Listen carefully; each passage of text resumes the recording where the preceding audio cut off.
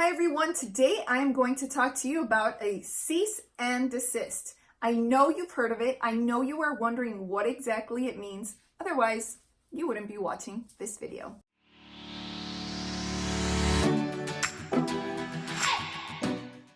A cease and desist. It sounds threatening. It might look threatening.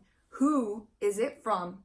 I bet those are the immediate things that you look at. How threatening is this? How many pages are here? What did I do wrong? Did I do something wrong? Who is it from? Who's involved? Is it me? Did I do something? These are all questions that are probably going through your mind, either if you've received a cease and desist or if you are planning on sending one. You might want it to sound really threatening. If you want to scare somebody from continuing to take action on whatever it is that they're doing. For trademark purposes, because I am a trademark lawyer, I am going to explain to you when you would send a cease and desist letter and, how you might want to address a cease and desist letter if you have received one. So if you want to send a cease and desist letter as it pertains to trademark law, it is because somebody is using a confusingly similar business name, tagline, slogan, or logo as you. So I'm going to give you an example. Let's say that I decided to create a logo that is very, very similar to the Starbucks logo. I have something that looks like a beautiful mermaid, and I have tweaked just a few things about it, and I slap it on my coffee cup, or I slap it on my beverage cups that I'm going to use when I start my new beverage company. So more than likely, Starbucks is going to send me a cease and desist letter and tell me to stop using that logo because it is confusingly similar and it is trademark infringement for their logo. And so I'm in a position where really I have to decide what in the heck am I going to do? I'm either going to fight this because I believe that my logo is so different that I would never, ever, ever do something so bad as to trademark infringe on Starbucks logo, and how dare they send me that letter? Or you could say, you know what?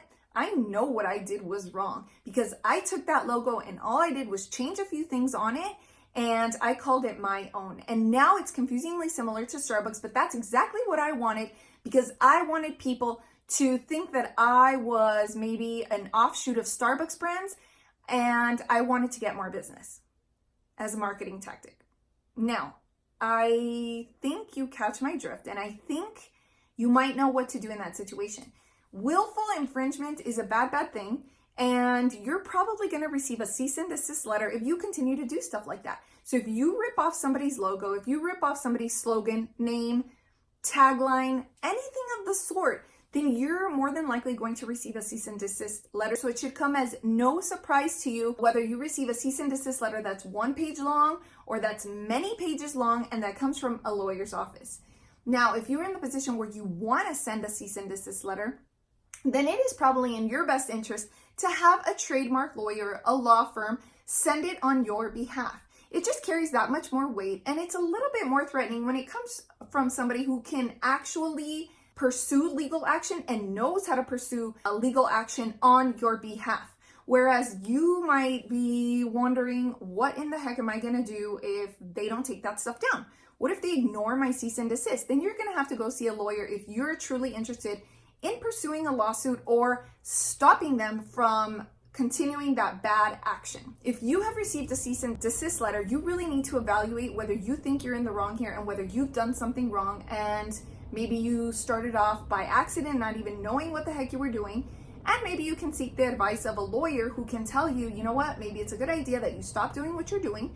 Or maybe you had no clue what you were doing, but you designed it on your own. You didn't design it based off of inspiration from someone else. You really feel like it's a battle worth fighting because you know this belongs to you. You know that you didn't copy anybody else. You know you didn't do anything bad. So in that case, you're definitely going to have to seek legal help unless you want to try going to trial or trying to come to an agreement with the other party on your own, which I don't really recommend. In any case, you need to be sure of what you're doing when you send a cease and desist letter. The lawyer on your behalf needs to understand that you perceive somebody else's actions as threatening to your brand. So if you feel threatened by somebody else's brand, it's because you feel that it is confusingly similar to your own, the one that you're trying to build. So the point of the cease and desist letter is exactly what it implies. I want you to cease. I want you to stop doing what you are doing because it is infringing on my brand and we just can't have that. So a cease and desist letter sent by an attorney with attorney letterhead, in the words of used by an attorney, will either get the job done or will initiate the process for a longer journey here, which might end up going to trial or might not. You might get it resolved. So there is a long timeline here. The timeline begins with the cease and desist letter, can continue all the way to trial and see what the outcome of the trial is, or you can end up somewhere in between by either coming to an agreement with the other side, which might take a few more talks with them because it doesn't usually happen right away. Sometimes it does. And sometimes people just recognize that, yeah, you know what? My mark is too similar to theirs and they came first, so I understand that they have priority and I just simply have to stop because I am liable for infringement here.